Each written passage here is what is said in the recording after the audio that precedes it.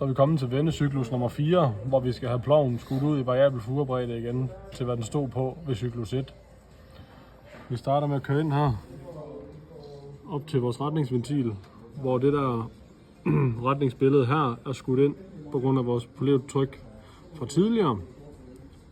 Så det vil sige, at olien kommer op, og så kører op på midten, og kører op her, og ved vores retningsventil heroppe, hvor den så også er skudt ind via pilottryk fra tidligere, så det billede her er inde, så vi kører ind, og så kører vi ud på de to her, hvor den ene kører om til vores holdeventil som pilotolie, og den anden kører ned og ud af siden, og ind i vores retningsventil hernede,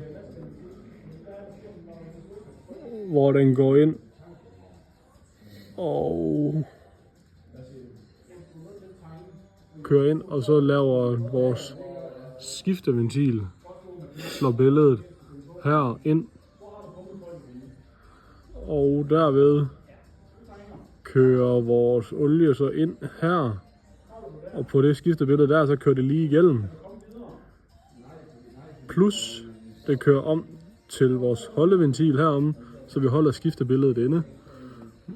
Men det olien kører videre her, og gennem en kontraventil, og videre op til cylinderen, hvor den så kører stemlet tilbage til de antal tommer, den stod på.